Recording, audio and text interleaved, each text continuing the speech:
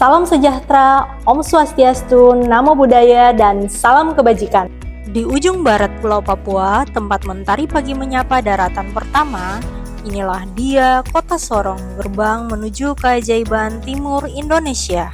Dikenal sebagai kota minyak sejak masa kolonial, Sorong adalah saksi bisu sejarah panjang eksplorasi bumi. Sebagai ibu kota provinsi Papua Barat Daya, posisinya sangat strategis. Ini bukan hanya kota transit, tetapi pusat industri, perdagangan, dan jasa. Sorong adalah starting point menuju surga bawah laut paling spektakuler di dunia. Perkenalkan, saya Isyebel Wahyu Irawati Suwanto, peserta Latsar CPNS Kejaksaan Republik Indonesia tahun 2025, golongan 3 dengan jabatan Pranata Komputer Keahlian pada Satuan Kerja Kejaksaan Negeri Sorong. Kita ke Sorong, Papua Barat, pemirsa. Sekelompok massa membakar sepeda motor yang diduga milik pembegal. Polisi berhasil membekuk 2 pelaku tindak pencurian dengan kekerasan yang terjadi di kawasan Tembok Berlin, Kota Sorong. 2 pelaku begal di Kota Sorong, Papua Barat. Tim Reskrim Polres Sorong Kota berhasil mengamankan 2 orang laki-laki pelaku begal. Polresta Sorong Kota dan Polsek Sorong Kota berhasil meringkus pelaku begal. Sungguh disayangkan citra Kota Sorong sebagai gerbang pintu masuk Papua yang strategis, kaya dengan keindahan alam dan ramah menjadi ternoda oleh tingginya kasus kejahatan, terutama pencurian dengan kekerasan atau begal.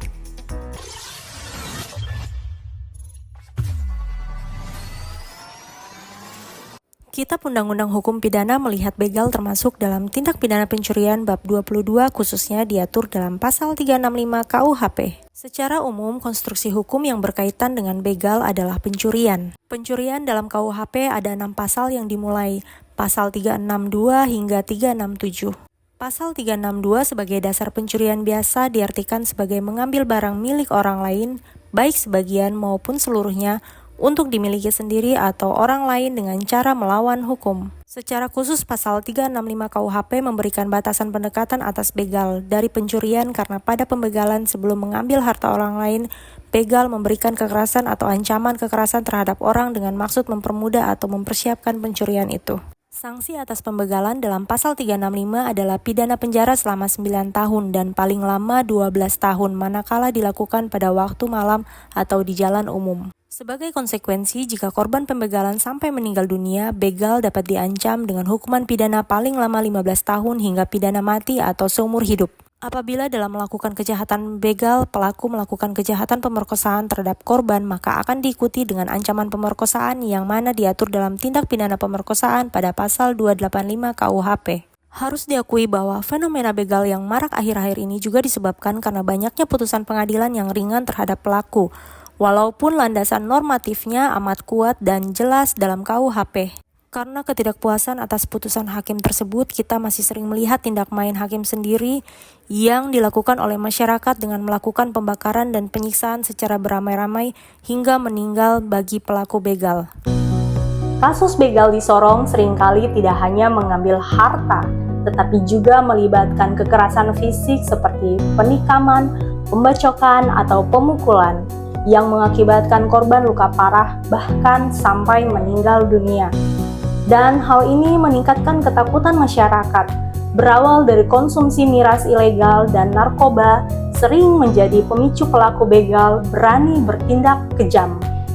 Modus yang digunakan pelaku begal. Pelaku tindak pidana kejahatan begal yang meresahkan masyarakat dalam melakukan aksinya tentunya menggunakan cara agar mengelabui pelaku dan bahkan menggunakan senjata agar mempermudah aksi pencurian.